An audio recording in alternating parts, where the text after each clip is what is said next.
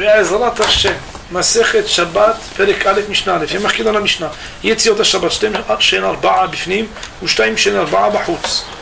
Alors comme cette mishnah est longue, exceptionnellement, même si ce n'est pas la méthode habituellement utilisée, nous allons traduire progressivement, étape après étape, cette mishnah. Yetziat Shabbat. Concernant le travail, parmi les 39 travaux du Shabbat interdit, qui consiste à transporter d'un domaine à l'autre quelque chose, Shtaim, il y a deux cas de figure chez Narba, qui sont quatre. Deux ne sont pas quatre normalement. Mais s'il y a deux qui sont quatre bifnim à l'intérieur, ou shtaim shen arba'a bahutz, et deux cas de figure qui sont quatre à l'extérieur. Nous verrons dans le Barthénora que shtaim c'est quand elles sont de oraita, deux cas de figure de oraita pour ceux qui se transposent vers l'intérieur, sur lesquels il y a deux interdits de Rabbanan, et deux cas de figure qui sont de oraita pour ce qui se fait à l'extérieur, avec deux autres interdits des Rabbanan qui s'ajoutent à cela. Et la Mishnah, après avoir énoncé de manière générique cet interdit qui se dit deux qui sont quatre, deux qui sont quatre, va maintenant détailler. Ketzad, comment? Et Ani Ahmed Bahout, on va dire que le pauvre est celui qui se trouve à l'extérieur, ou Ba'al Bayt Bifnim, et celui qui est le doyen de la maison, en espagnol on dit dueño, il n'y a pas longtemps je l'ai étudié avec un Colombien, alors je dis doyen, mais on ne dit pas doyen. Le Ba'al Bayt, ça veut dire le propriétaire de la maison, bifnim à l'intérieur. Pachat et Ani et Yado lifnim. Si jamais avait étendu le pauvre ses mains à l'intérieur, Venatan et Yado chez le Ba'al Bayt, et que il a donné, il a placé dans la main du Ba'al Bayt. Autrement dit, qui a fait l'action de Akira, c'est-à-dire d'arrachement d'un domaine à l'autre, c'est le Ani. Qui a fait la partie Anaha, qui veut dire le dépôt de la chose, c'est le pauvre aussi. Donc quand quelqu'un fait les deux constituants de l'interdit de Yetzia, de Otsa, nous verrons dans Barthénora, pourquoi ça s'appelle Yetzia? En tout cas, quand quelqu'un fait la Akira, l'arrachement d'un domaine à l'autre, ça veut dire le passage de la frontière, mais aussi le fait de poser. Quand il y a Akira et Anaha de la part du pauvre, ou bien de la même manière, le pauvre fait tout. Le Ba'al Bayt à l'intérieur a dans ses mains quelque chose. Le pauvre entre sa main à l'intérieur et sort à l'extérieur. Il a fait à la fois la Akira, le passage de la frontière, mais aussi la Anaha, le fait de poser quelque chose. Et Ani Hayav, le pauvre est Hayav. C'est-à-dire, quand on dit Hayav, cela voudrait dire que si on l'avait mis en garde, il aurait pu être Hayav Hatat, et même si on l'avait mis en garde pour avoir une skila, alors Behemet, il pourrait être Hayav de skila, comme nous le verrons dans Barthénora. Ba'al Bayt Patour, mais le Ba'al Bayt, vous voyez bien que dans ces cas de figure à Botaï, il a été totalement passif, il sera Patour, et nous verrons dans Barthénora que Patour ici voudra dire même Moutar les Kathila. Si ce n'est qu'on a bien entendu, Moutar les Kathila, ça veut dire permis a priori. Si ce n'est que bien entendu, quand on voit un juif qui va faire une Avera et qu'on est devant, on a quand même la misa de faire attention à être précautionneux, tout du moins pour lui dire qu'il faut faire attention et ne pas faire des Averot.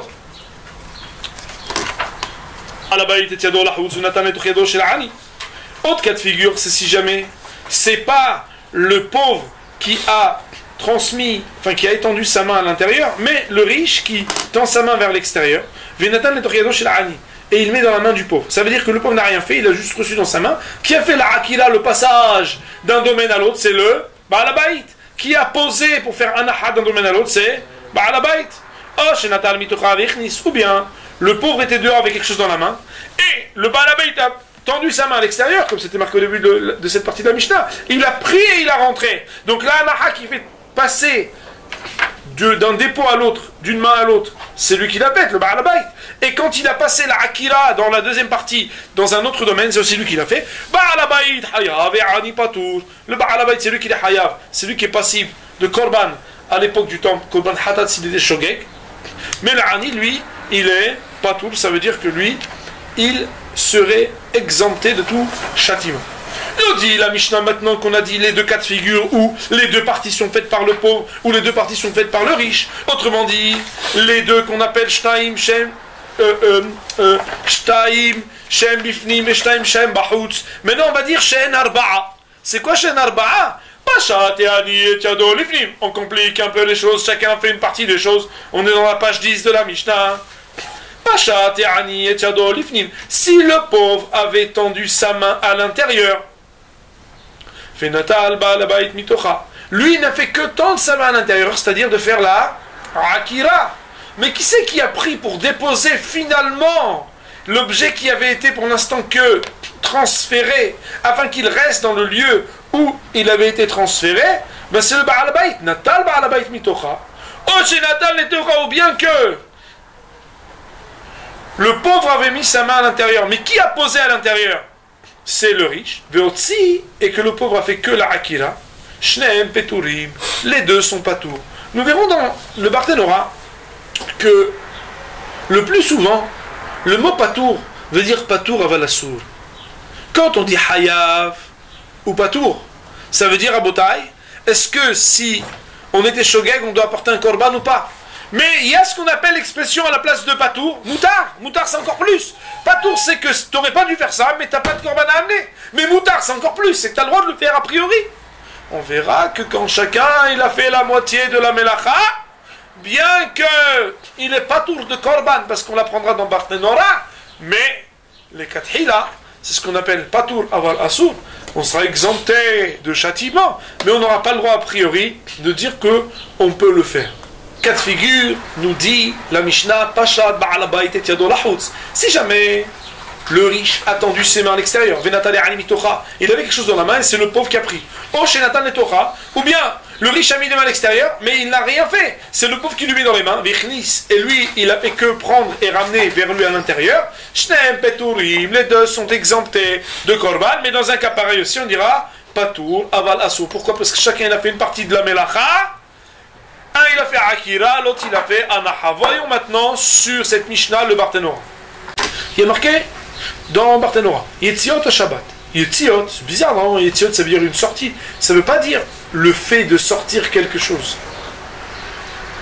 Otsaot shebereshut lereshut. Ça veut dire quand on fait sortir quelque chose. Amurot etzel Shabbat, qui ont été dites à propos du Shabbat. Et même le fait de faire entrer quelque chose, on les appelle les sorties. Pourquoi? Parce que l'idée, c'est de faire sortir d'un domaine à l'autre.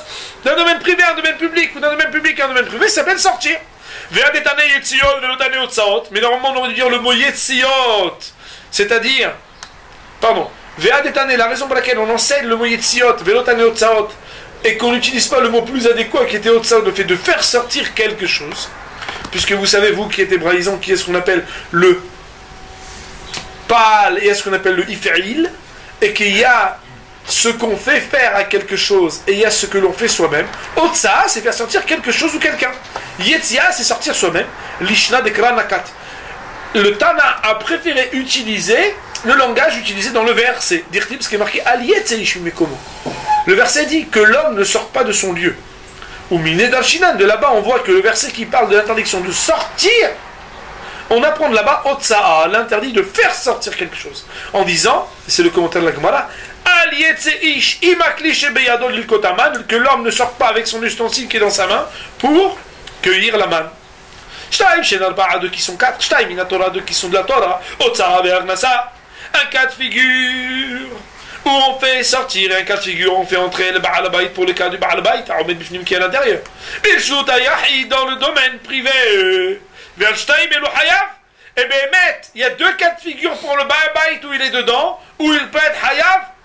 Ça veut dire quoi Hayav? Al-Jgagato Hatat. Si un bonhomme il est mésite, vous savez, Rabotai, que on ne parle pas de Korban. Mais quand on dit Hayav, c'est que s'il était Shogeg, il devait amener un Korban Hatat. Vers Al-Zdono, s'il était mésite, il devait amener, il était, karet, excommunié. Et si on l'avait mis en garde à préférer des châtiments que, par exemple, le hatat, donc korban, c'est la possibilité de Beddin de mettre en garde de quelque chose qui est un châtiment plus grave, entre guillemets, ou en tout cas plus proche de la prévention pour les juifs, de dire à quelqu'un, si tu le fais, tu seras hayav ce qu'il a. Ce qu'il a, il pourra même être lapidé à cause de ça. Comme pour tous les autres melachot, le reste des melachot de Shabbat. Qui sont 4 midivrehem. C'est quoi qui sont 4? Midivrehem, aussi bouchtaim. Chaque fois qu'il y a 2, midivrehem, ça veut dire des paroles des Rabbanan, ils ont ajouté 2. Les sons de 4 hila. D'interdire a priori, quand Echa, ça veut dire lorsque le travail interdit le Shabbat est réalisé par deux. Ceux qui doivent partir, doivent partir. Un, il arrache d'un domaine à l'autre, et l'autre, il dépose. Qu'on sait que deux qu'ils ont fait normalement une mélacha entière, et chacun il a fait la moitié. Ouais, vas-y, on fait les mitzvot ensemble, ou bien on fait la vérote ensemble. Chacun fait la moitié. Pturim, ils sont pas tours de Korban. Pourquoi? Parce qu'il y a marqué dans le verset Ba'asota, Ahad Mizot Hashem, dans la réalisation d'un des préceptes interdits par Akadosh Baruch Hu, Ba'asota, le fait d'avoir commis, nous dit Aoset Kula, le Aoset Miktsata. Quand on dit qu'il faut avoir fait une melacha pour être passible, là-bas, Hazal déduisent que c'est quand tu fais la globalité du melacha, mais pas quand tu fais partiellement. Le Aoset Miktsata, pas quand tu fais un peu. Un bonhomme qui fait un peu, il n'est pas hayav. Mais bien entendu, on va voir que Midarabanan, c'est quand même interdit. Et c'est pas seulement Behemet à propos de ce qu'il est marqué seulement dans la paracha là-bas, dans le livre de Vaïkra. Mais dans toutes les mélachot de Shabbat, on dit Yahid Sha'asa, comme quelqu'un il l'a commis tout seul. Hayab, Shtem Sha'asa ou Abtourim. Deux qui ont fait, ils ne sont pas tous. Shtem Shenal Babahout. Et il y a deux cas de figure qui sont quatre. À l'extérieur, ça veut dire quoi? Shtem, il a Torah ou Tzavech Nasal Ani. Deux cas de figure de faire sortir et de faire entrer pour le Ani. Ahmed Bahout, ce qui est à l'extérieur, Shtem dehors.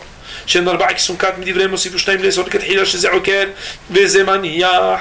Deux supplémentaires des Rabbanan les ont ajoutés pour interdire a priori quand un il arrache et l'autre il dépose. Achat et Ani Tchado. Si jamais le pauvre il a placé, il a tendu sa main, ou plutôt Koupa. Et la main, pas vide, Rabotai. Et dedans il y avait là-bas un panier. Pas Koupa. Une boîte au sale ou à sale ou bien un panier. Chez Mekabel Bokikarot, dans lequel il va recevoir du pain ba'alabayt. Rabotai, ça ne veut pas dire que c'est pas du pain mais des gâteaux, c'est pas hayav, ou c'est pas tout la varasoul. C'est un exemple. Ou la c'est la raison pour laquelle Béhémet, quand on parle de Otsa pour mettre à l'extérieur, on a utilisé le mot ani ve'ashir pour dire pauvre ou riche. Pourquoi? Parce que Béhémet, ça vient nous apprendre quelque chose au passage. Agav uruhay, sur le passage du chemin, Kamashma'anan, ça vient nous enseigner des mitzvah ba'avera sura. Que quelqu'un dit ouais mais bon tu comprends le pauvre, la charité c'est plus important que tout, ça sauve de la mort, tu comprends la... Là nous avons Bavera, bon on va pas commencer à faire la charité avant de donner la tzaka à quelqu'un en faisant un hilul shabbat. Haïvim aléa. Et Béhémet, Haïvim aléa, entre nous soit dit mon roi Rabotan, si vraiment il veut faire tzaka, il ouvre la porte, il laisse pas dehors, il donne à manger la dafina, le tchout, le maïs c'est pas, il dit non je veux faire, vadaï. Haïvim aléa.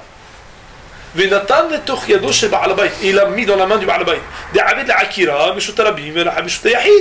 parce qu'il a fait Akira de Reshut Arabim, ça veut dire il a arraché du domaine public vers le domaine privé et ça a été déposé dans le domaine privé ou bien qu'il a pris de l'intérieur et le sortir et Hevetz, l'objet il a posé dans le domaine public. Et dans ce cas-là aussi, il a fait et le fait d'arracher d'un domaine à l'autre et le fait de déposer. Et Ani, Hayab, dans ce cas-là, c'est qui Hayab? C'est le Ani. Pourquoi? Parce qu'il a fait les deux choses. Il a fait partir d'un endroit à l'autre et il a déposé dans le second domaine. Voici donc les deux cas de figure pour celui qui est à l'extérieur et qui est Hayab, Mideoraita, parce qu'il a fait toute la melacha constituée de deux parties qu'on appelle Akira et Anaha. Ah mais tu vas me dire, mais attends, il a juste pris des mains, il n'a pas pris d'un domaine, il a pris de ses mains. Les mains, elles font pas 4 fahim sur 4 fahim, Rabotai. Le bonhomme, il a des mains, c'est un géant.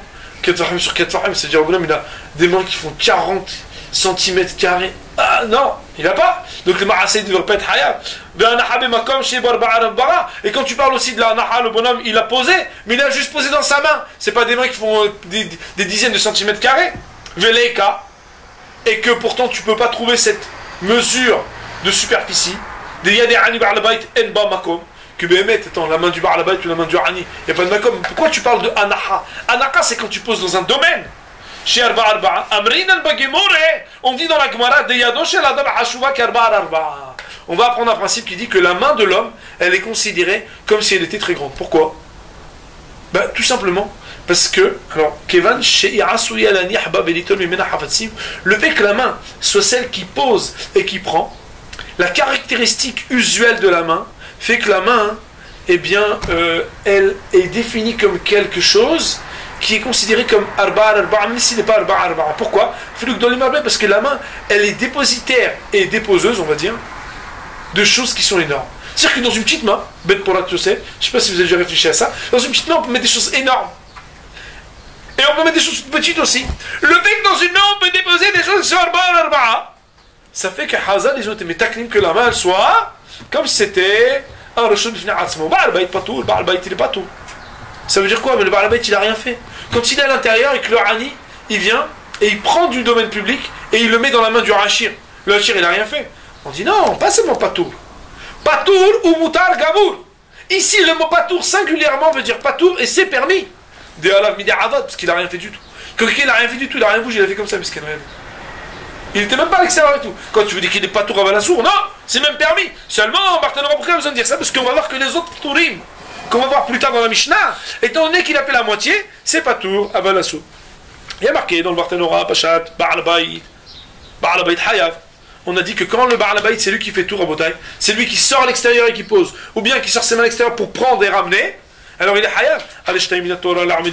Voici les deux cas de figure où on est pour le Hachir qui est à l'intérieur.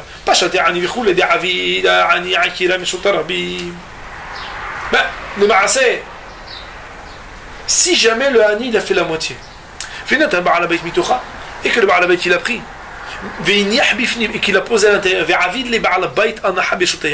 donc le Hani il prend l'objet Rabotai, il fait comme ça à l'intérieur, donc c'est lui qui a fait la Akira, d'arracher le domaine à l'autre.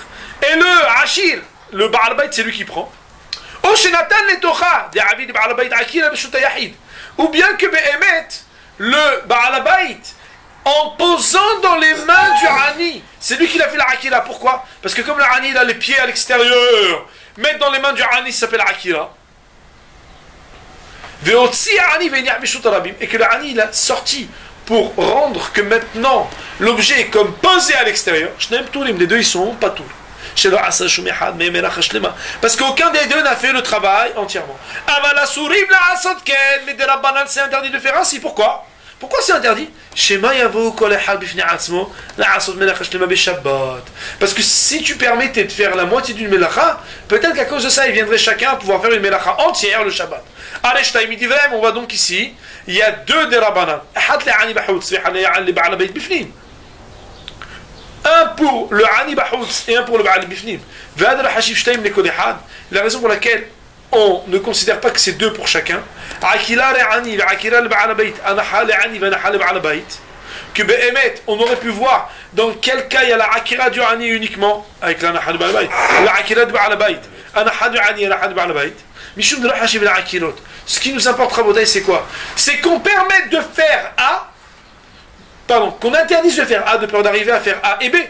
Mais si tu permettais de faire que la deuxième melacha, alors les Ma'aseh, il faut commencer par le début. Quand tu commences par le début, on dit peut-être que si tu vas plus loin, on te permet de faire ça, tu vas faire la deuxième étape. Mais si la première étape, elle n'est pas permise, tu ne pourras pas arriver à faire la deuxième étape. Alors que si on te permet de faire que la deuxième étape, les Ma'aseh quoi? Tu ne pourras jamais faire première étape et deuxième étape. Il dit, quand on veut faire une barrière à quelqu'un, on lui met la barrière sur la première étape. Parce qu'on a peur que peut-être il va venir à la finir. Mais le fait de poser, qui est le fait de parfaire et de conclure et de compléter la melacha, étant donné que c'est la fin, même si c'est vrai que c'est quelque chose qui devrait être proscrit, la Mishnah ne s'occupe pas de les énumérer. Pourquoi? Parce que quand il n'y a pas un hashash, c'est quelque chose qui n'est pas à interdire de la même manière, parce que c'est quand on te laisserait commencer quelque chose qu'on pourra avoir la crainte que tu vas le terminer. Mais si de toute façon toi tu n'as que terminé quelque chose et que tu n'avais pas commencé, alors on n'aurait pas de crainte que tu puisses venir à faire du début jusqu'à la fin quand tu n'as fait que mettre la cerise sur le gâteau. Pour la Mishnah, on va dire Amen ve Amen.